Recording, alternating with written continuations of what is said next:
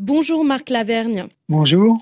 Quels sont les acteurs signataires de cette charte pour un gouvernement de paix et d'unité au Soudan? Alors c'est une coalition qui s'est regroupée autour des forces de soutien rapide, mais qui a réussi à agréger beaucoup d'éléments de la société civile, ceux qui ont mené la révolution pacifique depuis avril 2019, c'est-à-dire le mouvement Takadoum, le mouvement Progrès, qui rassemble les jeunes de la capitale, ceux qui ont fait ce printemps de Khartoum.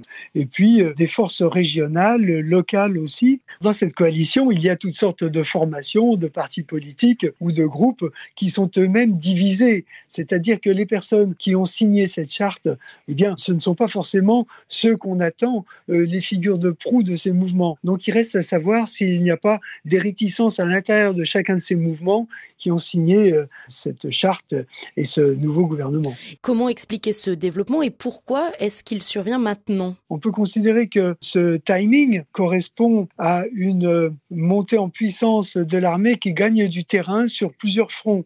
Dans la capitale d'abord, qui a été en grande partie reprise par l'armée, et puis dernièrement, une capitale régionale qui est El Obeid, au centre du pays, dans le Kordofan. L'armée se considère comme propriétaire de l'État soudanais, puisqu'elle l'a dirigé pratiquement en continu depuis l'indépendance en 1956. Alors ça, ce sont les facteurs internes, si vous voulez. Alors il y a des facteurs externes derrière ça. C'est que l'armée est soutenue par des pays comme l'Iran, la Turquie, et éventuellement aussi la Russie et la Chine. Et puis, sur la scène internationale, bien sûr, il faut peut-être relier cette mobilisation actuelle au fait qu'il y a un nouveau président aux États-Unis qui a décidé de soutenir l'armée. Quel impact la création d'un gouvernement parallèle par les forces de soutien rapide peut-elle avoir sur l'avenir du Soudan, selon vous? On ne voit pas très bien quel est le ciment qui peut donner à ce mouvement de l'élan. Alors, il peut y avoir un soutien extérieur, mais je crois que chacun des groupes qui constituent ce mouvement lutte d'abord pour ses objectifs propres, alors que du côté de l'armée, il y a quand même cette solidité, cette discipline et surtout le fait que l'armée gagne du terrain très progressivement. Est-ce que la création de ce mouvement civilo-militaire va être capable de s'équiper en armes? Parce que c'est finalement l'armement qui va décider, c'est la capacité militaire à reprendre l'ensemble du pays. Est-ce qu'on pourrait se diriger vers un scénario à la libyenne avec la signature de cette charte? Je crois que la grande différence, c'est que la Libye est un pays producteur de pétrole, donc il n'a pas de difficultés financières majeures, alors que le Soudan est un pays totalement dévasté, ruiné, avec des centaines de milliers de morts, avec des gens déplacés par millions dans les pays voisins, et sans aucune ressource propre actuellement.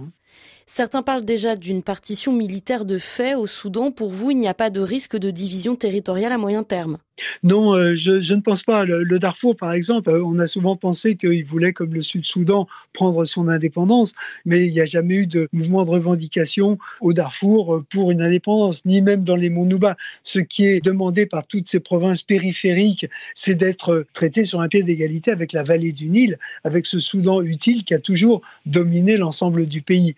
À quoi peut-on s'attendre quant à la création de ce futur gouvernement de paix et d'unité, selon vous? Je pense que derrière cette fédération pour un nouveau gouvernement, il reste des partis qui sont assez distincts les uns des autres. Tout ça n'a fait aucune amorce de rapprochement les uns envers les autres. Donc il y aura un partage peut-être des postes de responsabilité, des postes ministériels. Mais d'abord, est-ce que ces ministres auront une administration, auront quelque chose à gérer, ou bien est-ce que c'est simplement un jeu d'annonces comme ça sur le papier pour la communauté internationale, pour faire un peu comme ce qu'a fait l'armée, qui s'est dotée d'un gouvernement civilo-militaire qui prétend être le gouvernement légal du pays.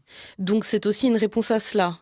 En effet, je pense que cette initiative de l'armée lui permet de développer des missions à l'étranger, des ambassades, d'être reconnu, de parler aux autres États de la région ou du reste du monde. Et donc ça, c'est une menace parce que du coup, ceux qui ne sont pas organisés apparaissent comme des rebelles, même s'ils sont eux-mêmes les héritiers de la transition démocratique et finalement de partis qui sont ancrés dans l'histoire du Soudan. Merci Marc Lavergne.